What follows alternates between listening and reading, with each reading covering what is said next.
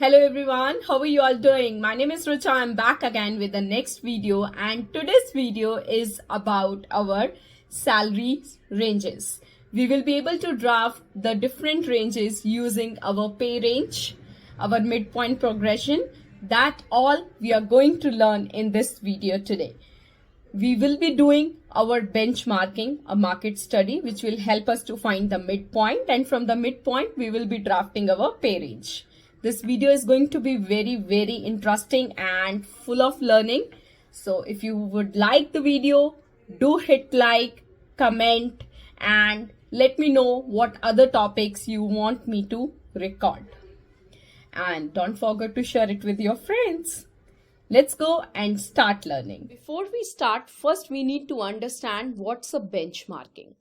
Benchmarking is the process when we do our job evaluation. That means we understand what's going in the market. Let's take an example. I'm hiring a recruiter in Bangalore. So I should at least know what is going in the market. What market is saying. How would I come to know? You would have seen so many surveys, etc. happening. And from that you get an estimate that what's going in the market. But most of the surveys are with the bigger organization. They take the data from the bigger organizations.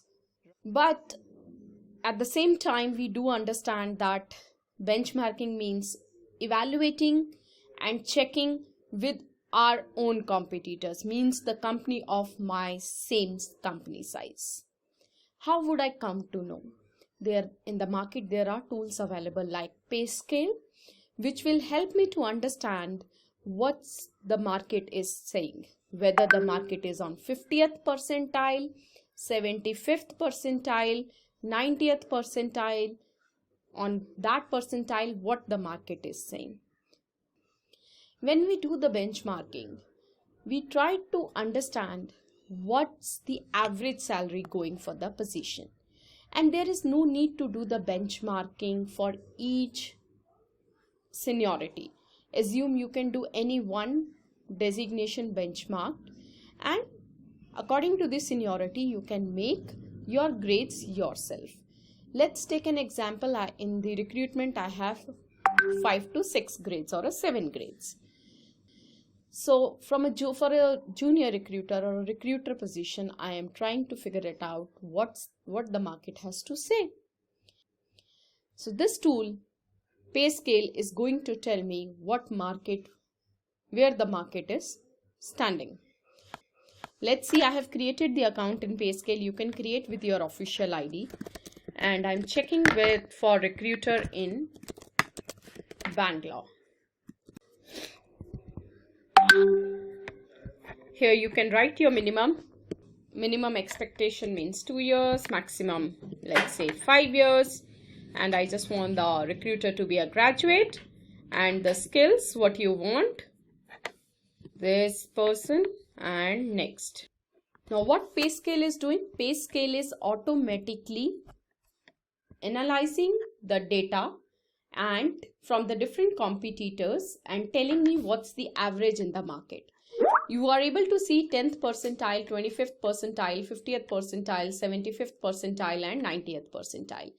So 10th percentile means 90% of market is above 2,82,000. 5th percentile means 75% of market is above 3,71,000. 50th percentile of market is average salary is 4,97,862 for this experience in Bangalore. 75th percentile is there are 25% of the companies in the market giving above 6,70,214. 90th percentile means there are 10% of the companies giving above 8,27,831. I hope we are now clear what's percentile. 50th percentile is the average given. So we will pick up 50th percentile from here. Now here I have my salary sheet which will help me to do the benchmarking. So suppose my midpoint recruiter is a level 1. So for midpoint means 50th percentile for this position is 4,97,862. Now I have the another grades like senior recruiter, lead recruiter, recruiter head. Let's say 4 designations. Correct? I need not to do their benchmarking or see their midpoint again and again. For the same level with the different experience, you can find any one designation, the midpoint, and then make their ranges yourself. Before you start making your ranges, you should select your midpoint progression and pay range. Now, what's midpoint progression? Midpoint progression is the average difference which you want to keep between the two grades. Could be 30% difference, 40% difference between the average midpoint. That's called as midpoint progression. Depend upon you, or you can take this from the different salary surveys also, that what's the average midpoint progressions going on. Or you can decide yourself also. The average always is between 30 to 40% between one designation to the second designation. And what's the pay range? Pay range is the difference you want to keep between minimum and maximum. As the level go up, your pay range increase, means difference between minimum salary and a maximum salary. And as the level is low, you can decrease. Like for now I have kept 75% for all the designations, but you can change. For the lower designations, it start from 30, 40, 50, but as the designations go up, 75, 80, 90 pay range, means difference between minimum and maximum percentage. कितना बड़ा आपको salary range देना है? What is the difference you want to keep between minimum and maximum? That's called as pay range. So before you start your structuring, you should set your midpoint progression and pay range. The ideal is 30% and 75%. But as I said, you can change. You can take the reference from the salary surveys, or you can keep it as standard as I have taken now, 30 and 75%. Now, first of all, we have to find the minimum salary and then the maximum salary. Average salary is midpoint is 4,97,862 I have to offer. That's okay. But when I will put in the JD, what's the minimum and what's the maximum I can offer to the position? So the formula for minimum is, I have already written the formulas here. You can copy from the sheet here. If you see here, the formula for minimum is pay grade midpoint divided by 1 plus half of the desired range spread. So it's midpoint.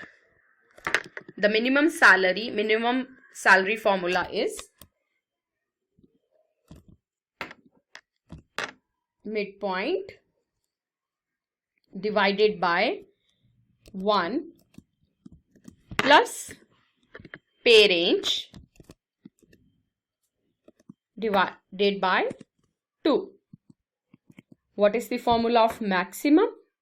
The maximum is minimum into 1 plus pay range. Easy. We got the range, minimum salary to be offered, maximum to be offered, and what is the average salary going in the market. Now you can decide. So for this person, it's okay. Now what about the level 2? If I'm having it as a recruiter, it was a recruiter. So I want to give it to now senior recruiter. Then how much I should give? For the next level, you should first find the midpoint. There is no need to again go to Payscale and find your 50th percentile. So simply from here only, the formula is midpoint. Now let's find the midpoint of the upper designation. So formula is very simple. The older midpoint into midpoint progression, what you have decided, plus again the older midpoint. We got the midpoint now. The minimum formula is midpoint divided by 1 plus pay range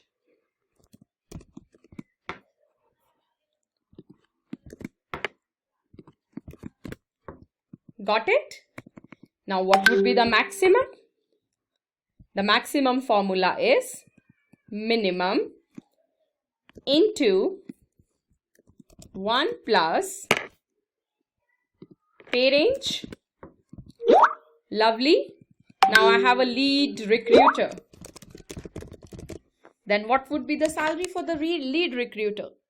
The lead recruiter, first again I have to find the midpoint, right? How do we find the midpoint? Midpoint into progression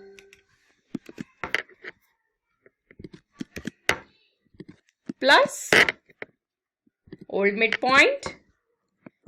Can I do again the minimum? Yes. How do I do the minimum?